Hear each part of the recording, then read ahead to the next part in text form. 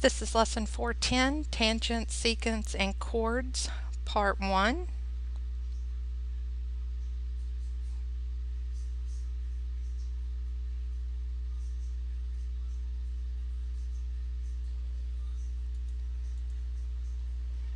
In this lesson, our objectives are for you to define and identify tangent segments. You're going to use theorems and tangent segments to find missing segment lengths, and you will use theorems about chords to find missing segment lengths. This is the measures of inscribed angles, and you need to remember that when two inscribed angles that intersect the same arc have the same measure, so you see right here where I've highlighted Y with a blue mark, it has the same measure. Well, look right here. You've got this angle right here. Just follow my pointer. Here, maybe I can do a laser pointer. Well, okay, there it goes. We just follow the angle. That angle right there is going to be congruent to this angle right here, because they both intersect this arc Y.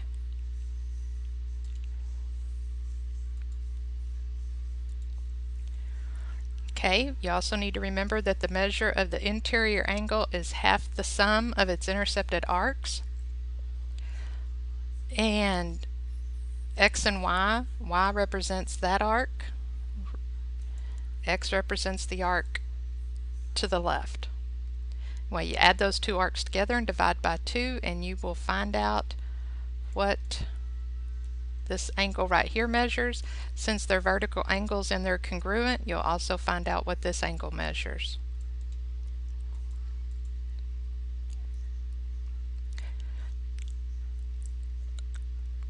And I think this was in our very last lesson, but you also need to remember that we've learned how to find, let me see what it says here. The two lines can intersect outside the circle. These lines may either be two tangent lines, a tangent and a secant, or two secant lines. And we examined each case where the intersection occurs in the exterior of the circle and the corresponding relationship between the measure of the angle formed and the measure of the intercepted arcs. So we're going to be going back over some of this in this lesson today. Okay, a tangent line to a circle intersects the circle at exactly one point. A tangent segment is a segment of a tangent line with one of its endpoints at the point of tangency. So you can see in this picture right here, there we go, lines J and K are tangent to circle Q. Here's line J, here's line K, and you can tell right here the point of tangency is points A and B, so they're both tangent to circle Q. Now these blue lines right here, blue segments rather, those are representing tangent segments. And a tangent segment is a segment of a tangent line with one of its endpoints at the point of tangency. So in the figure, segment AP right here and BP are tangent segments because their endpoints are the point of tangency. That's what makes them tangent segments.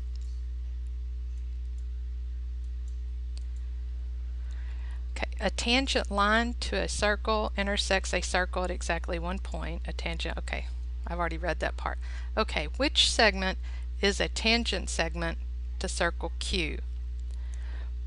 Well, if you look right here, line AP is tangent to the circle, okay, but it's not a segment, it's a line.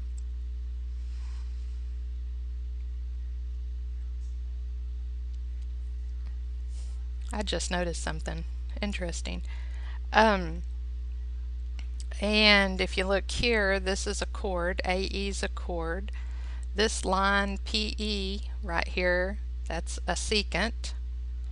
So what we have left here, now this is a line right here, but if you look, here is ED.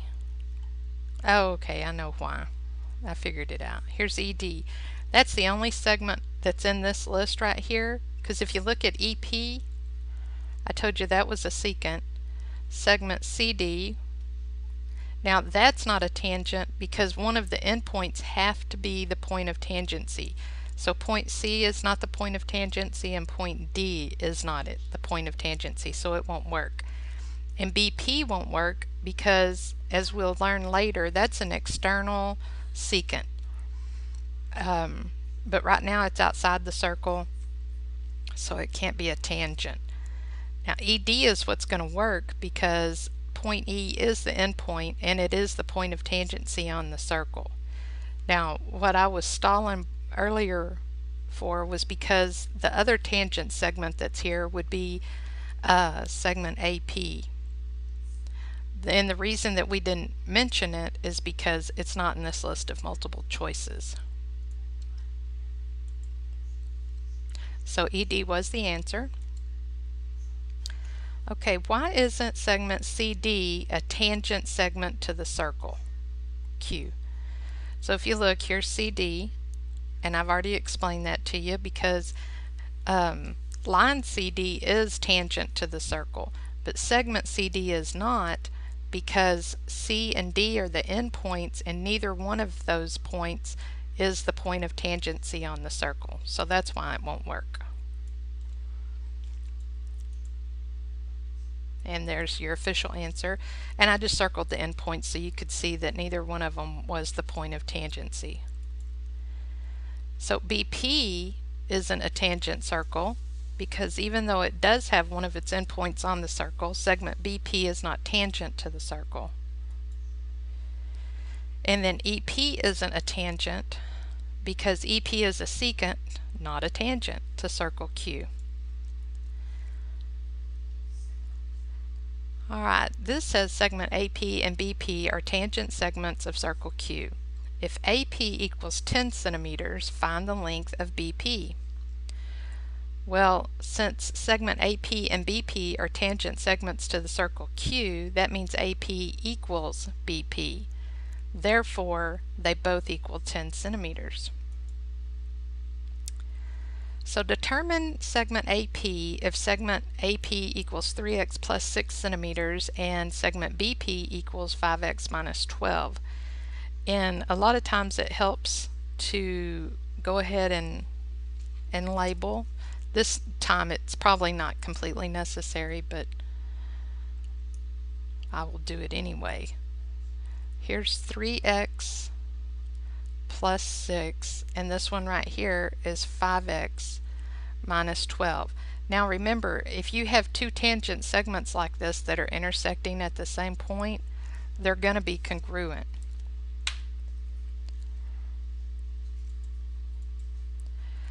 So they're tangent segments, so they're congruent, and I already had marks there I forgot about. AP is going to equal BP, so we're going to use substitution and substitute the expressions in for the segment names. And then I'm going to subtract 3x from both sides. Remember, I like to keep the variables positive, so that's why I'm subtracting 3x. That's going to leave me with 6 equals 2x minus 12. Now I'm going to add 12 to both sides. That leaves me with 18 equals 2x, and now I'm going to divide both sides by 2. And I will get 9 equals x. Well, it asked me to determine the length of AP. So what I've got to do is take the expression for AP, plug in x equal, or plug in 9 for x, and that means that AP is going to be 33 centimeters long. And so is BP, since they're congruent.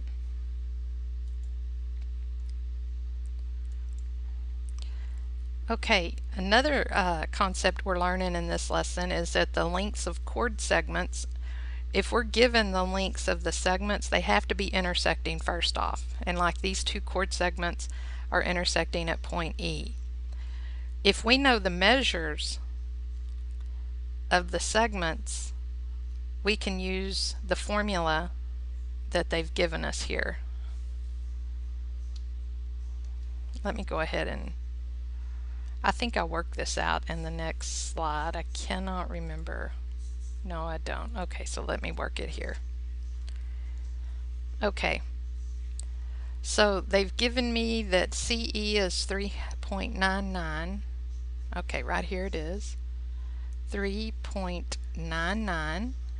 They tell me that ED is 2.49. That's right here. And they tell me AE is 3.52.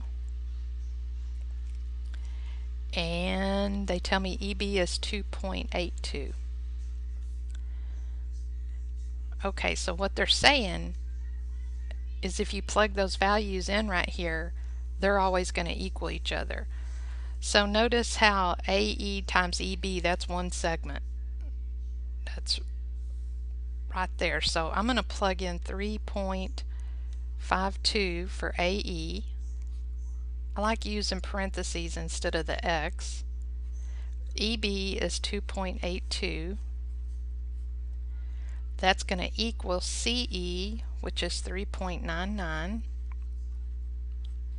and ED, which is 2.49. So when you work those out, and I'm just going to round to the nearest tenth, that is 3.52 multiplied by 2.82 will give me 9.9. 3.99 times 2.49 will also give me 9.9. And this will always work, but like I said, the chords have to have the same point of intersection in order for that to work. Okay, this one says determine the length of segment CE if AE is 10, EB is 6, and ED is 5. Well, I want to go ahead before I start clicking and label these. Tell me AE is 10, so I'm going to put 10 here. EB is 6, so you can already tell if you multiply those two guys together you're going to get 60. And ED is 5. Well, I can look and say, and I'm just going to do this estimation, if 10 times 6 is 60, 5 times what equals 60? Well, if you know your tables, you know that 12 times 5 is going to be 60. Now let me click and see if that is what's going to happen here. Okay, there's the formula that we're going to use. AE times EB equals CE times ED. Now I'm going to substitute in the values they give me in the problem. So 10 times 6 is 60, and so I'm left with 5 times CE on the right side of the equation. I'm going to divide both sides by 5. 60 divided by 5 gives you 12. So CE equals 12.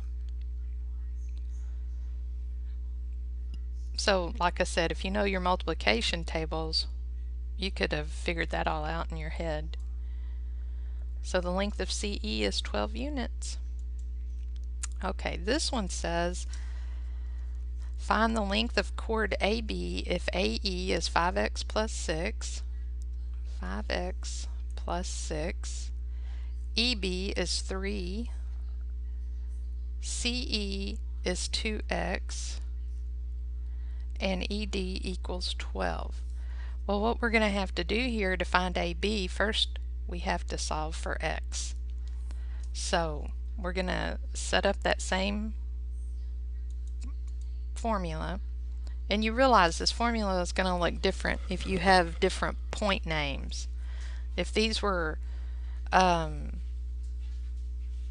X, Y, Z, W, and V, then all these would be those letters, okay? But the same concept still works, just you might have to use different letters. Okay, so through substitution I'm going to plug in what was given to me in the problem. So for AE I have 5x plus 6, EB is 3, CE is 2x, ED is 12. So I'm going to go ahead and simplify this by distributing the 3 to the 5x. I'm going to distribute the 3 to the 6, and then over here all I have to do is multiply 2 and 12. So I'll end up with 15x plus 18 equals 24x. Now I'm going to subtract 15x from both sides. That's going to leave me with 18 equals 9x. I'm going to divide both sides by 9 because remember I'm trying to get that x all by itself. So 18 divided by 9 is going to give me 2. So x equals 2. Okay, now we're not finished with the problem. They want us to find the length of chord AB. So AB is 5x plus 6 plus 3. So I'm going to add that together and I'm going to plug the 2 in for x. Oh look, I forgot to put the 3 there. I can put it there now. Plus 3. Oh, that's just AE. I may have solved for AE and didn't solve for AB. Yep, that's exactly what I did. So AE is going to, oh, I see what they did.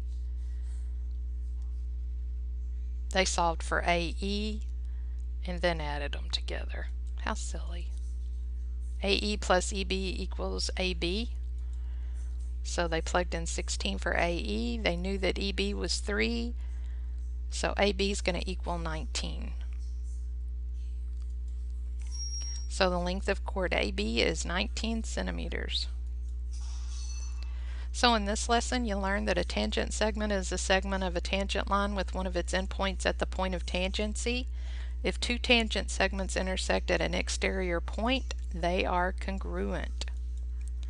You also learned that when two chords intersect in the interior of a circle, the product of the segments of one chord is equal to the product of the segments of the other chord. And just remember, they have to intersect. Okay, after you get finished watching this video, you should view the LMS Lesson 410 Tangent, Secants, and Chords 1 and complete the student guide. Then read through the lesson and the reference guide, adding any notes that you might need to add. Complete the following problems in the problem set, and it looks like there's 3 and then part of a 4th problem, so it shouldn't be too much. And then after you work those problems, if you're still struggling understanding the concepts, please contact me using IM or attend TOGA if you have any questions before you complete the 410 quiz. And then please make note of any general questions you may have for when you attend CC. And please do not forget to give me your course and section number with all communication to me, because that helps me help you faster. And that's going to be it for Lesson 410. Thanks for listening.